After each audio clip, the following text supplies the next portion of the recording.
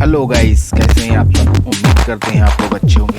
दोस्तों, last chapter जो था आत्मशासन और लक्ष्य, जो कि अध्याय 4 था, और मैं आप लोगों के लिए नेक्स्ट अध्याय लेकर के आ गया हूँ, आत्मशासन और व्यक्तिगत उत्कृष्टता। इसमें मैं आप लोगों को बताऊंगा कि कैसे अपनी व्यक्तिगत उत्कृष्टता को बनाए रखें और उसमें और कैसे अपनी उत्कृष्टता को और ज़्यादा बढ़ाएं। दोस्तों, इसमें बताया गया है कि अरस्तु ने लिखा है कि हम वही बन सकते हैं जो हम बार बार करते हैं। हम वही बन सकते हैं जो हम बार बार करते हैं, यानी उत्कृष्टता कोई कार्य नहीं बल्कि एक आदत है। मतलब कहने का मतलब है जो आत्मनुशासन और व्यक्तिगत आदत है। उत्कृष्टता मतलब आदत है। आदत को कैसे और अपने सही रखा जाए, और सही आदत से एक सही इंसान का जन्म होता है। तो दोस्तों, इसमें आप लोगों को बताऊंगा कि कैसे आप अपनी सबसे बहुमूल्य संपदा जो है वो है आपका जीवन, आपकी योग्यताएं और आपकी संभावनाएं, और आपकी सबसे मूल्यवान वस्तुएं हैं। इसलिए आप जीवन में आपका महान लक्ष्य आपकी अपनी संपूर्ण संभावना को साकार करना होना चाहिए, ताकि आप वह सब बन सकें जो आप बन सकते हैं। सीखने, विकास करने और आपकी अपनी संभावना को साकार करने की असीम क्षमता है, जो आजकल या आज जो लोग 70 साल की उम्र के बाद भी हाई स्कूल और कॉलेज की पढ़ाई कर रहे हैं, नए विषय पढ़ रहे हैं और नई क्षमताएं विकसित कर रहे हैं। सीखने और याद करने की आपकी क्षमता जीवन भर कायम रहती है, बशर्ते आप अपने मन में मस्तिष्क को तरोताज़ा, चौकन्ना और चैतन्य रखें, ताकि ये सर्वश्रेष्ठ स्तर पर काम करें। पैसे कमाने की योग्यता आपकी सबसे महत्वपूर्ण आर्थिक संपत्ति है। कार्य करने की योग्यता जीवन भर का मूल स्रोत होती है।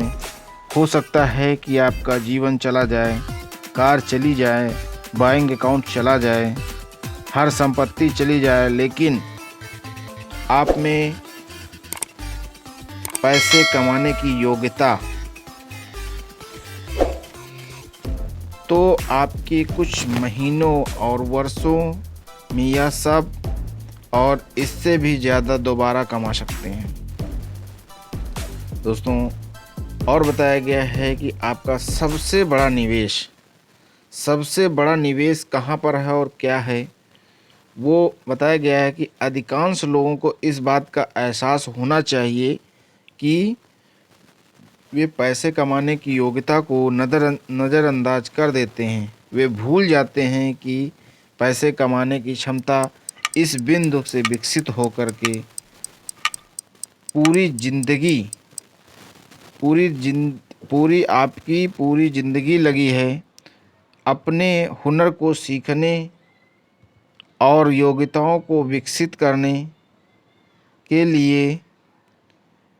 कुछ शिक्षा, अनुभव और कड़ी मेहनत का जितना निवेश किया है, वह सबसे यह संपत्ति तैयार हुई है।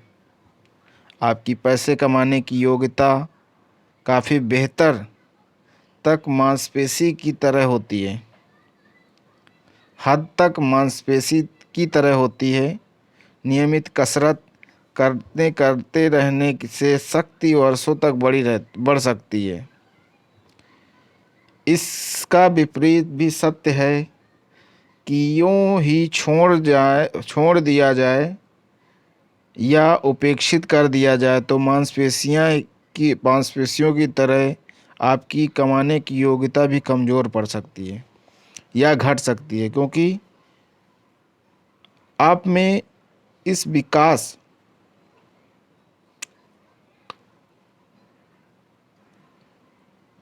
इसका विकास नहीं किया।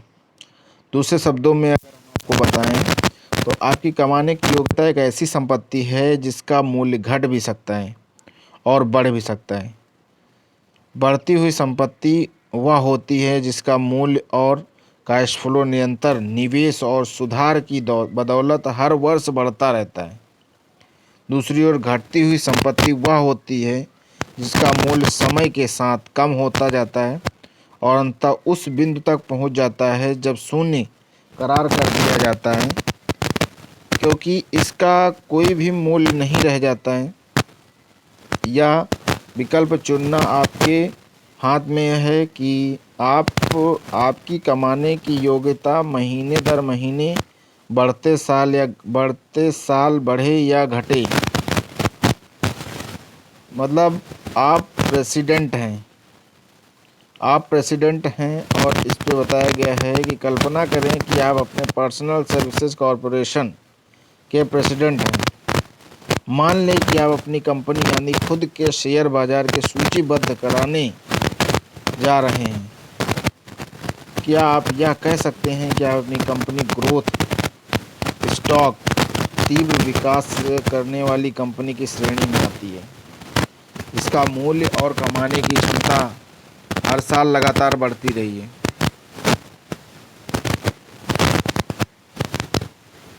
या फिर आप अपना वर्णन ऐसी कंपनी के रूप में करेंगे जिनका मूल्य और आमदनी स्थिर हो चुकी है या घट रही है?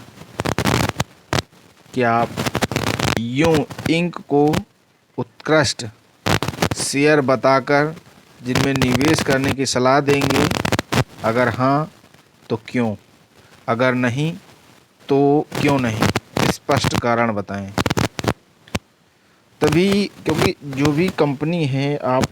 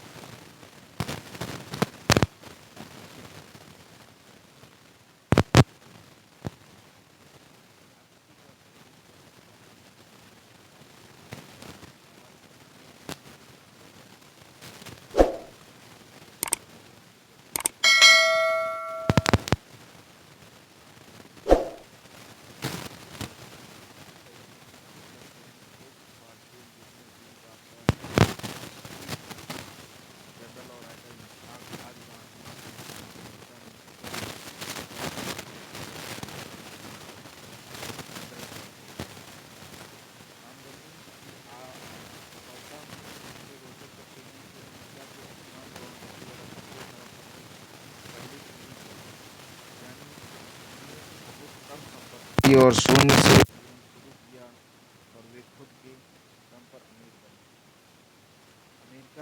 अमेरिका में आमदनी बढ़ाने की प्रचुर संभावनाएं हैं।